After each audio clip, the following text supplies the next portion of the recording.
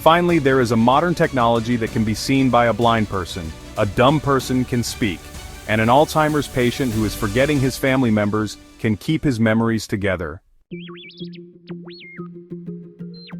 This technology is called brain-computer interface, and in the next 2 to 3 years, it is going to become a reality. The first person to be implanted with this stentrode interface is the Australian Graham Falstead.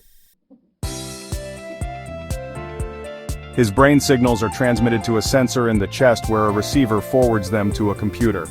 This enables Graham Falstead to chat and surf the internet using thought alone.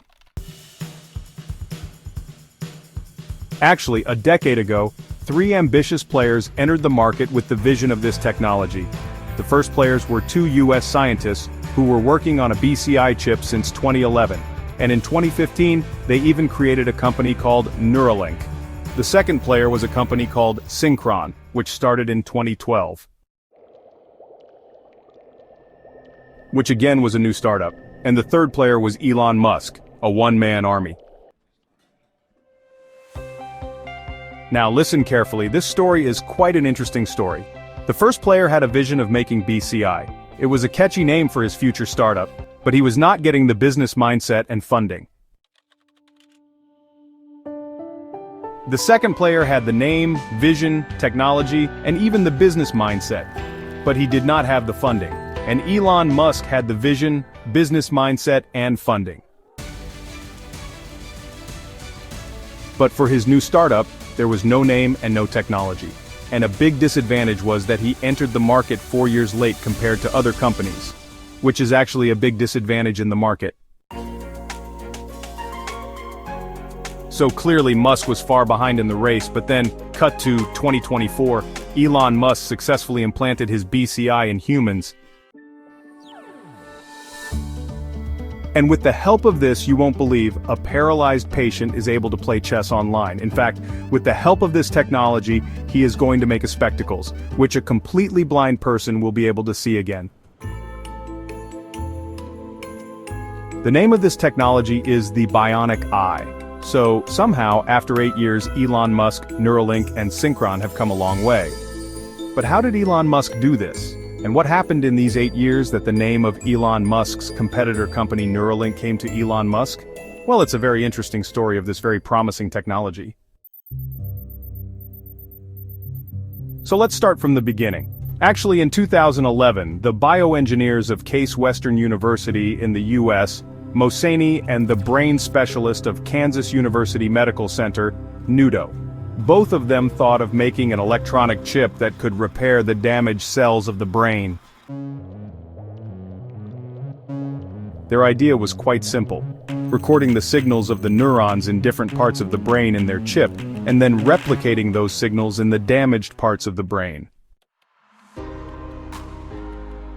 Now Mohseni and Nudo started their research in this direction. In 2012, another company by the name of Synchron, whose vision was closely in line with the vision of these two researchers, also entered the market. So now naturally, Mohseni and Nudo felt the competition. Now, to win the competition, they completed their research in just 2 years and made the first brain chip. They had complete faith in their chip, and that's why they successfully tested that chip on a brain-damaged mouse. That means this chip was working.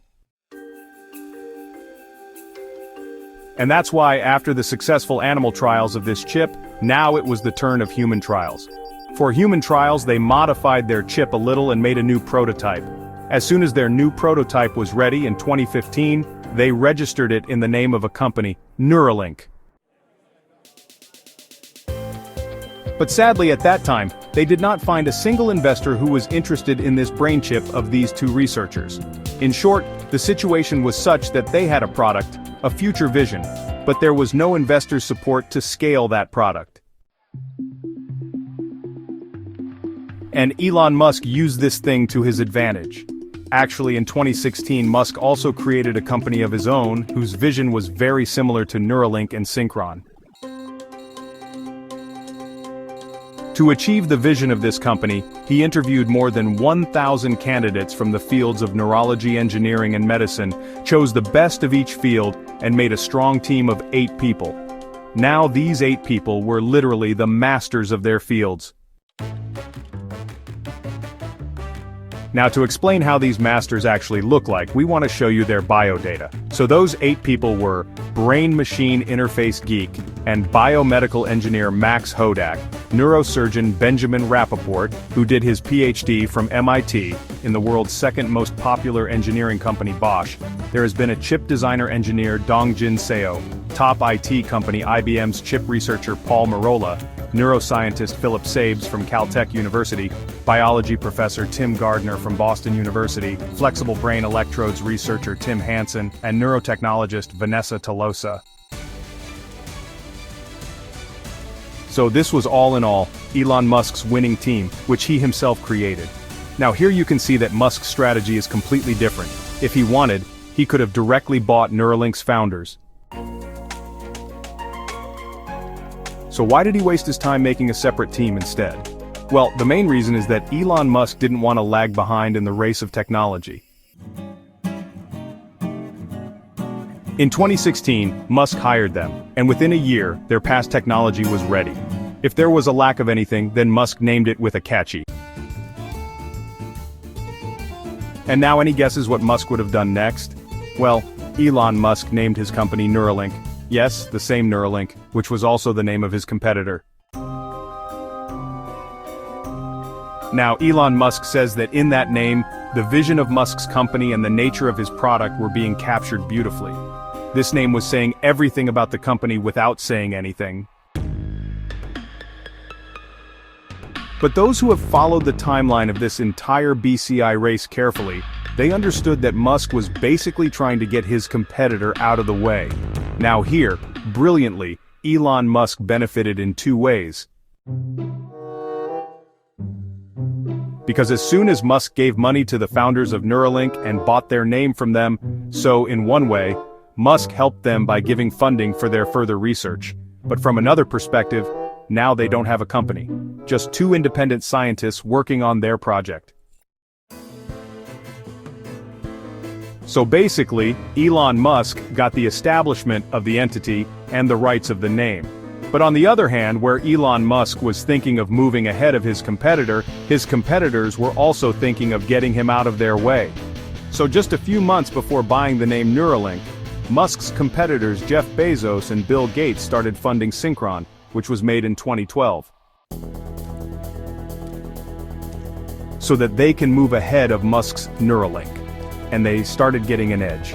The year Synchron got funding, they also successfully completed their animal trials. And by 2021, this company had also started human trials. Now in such a situation, would Elon Musk be able to beat them? Well, there was very little hope because Synchron was already very ahead in the race. There was just one thing missing: funding, and he had already got that. But still, because of a miracle, the game started turning. So in 2016, as you know, Musk made a team of 8 people, which made a chip in just 1 year. And then he started preparing for the animal trials. The initial results of his animal trials were much higher than the average performance. For this animal trial, he successfully implemented the N1 chip in a monkey's brain. And after that, that monkey just played a game on the computer with his thoughts.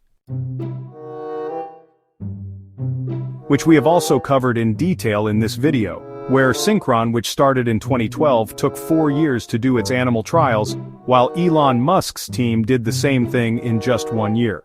Now seeing this success of Neuralink, Synchron came into alert mode. And using all his resources, he also successfully completed human trials in 2023. Now, this was a level above the animal trial, which brought Musk to his back foot. Now everyone thought that Elon Musk's Neuralink company has finally lost the battle. But then, all of a sudden, today, on 21st March 2024, Elon Musk tweeted that Neuralink's human trials have been successful. And in this trial, a paralyzed patient, Nolan Arbog, is now able to play chess on his laptop with his thoughts. And this is how Neuralink's test patient played online chess with his thoughts.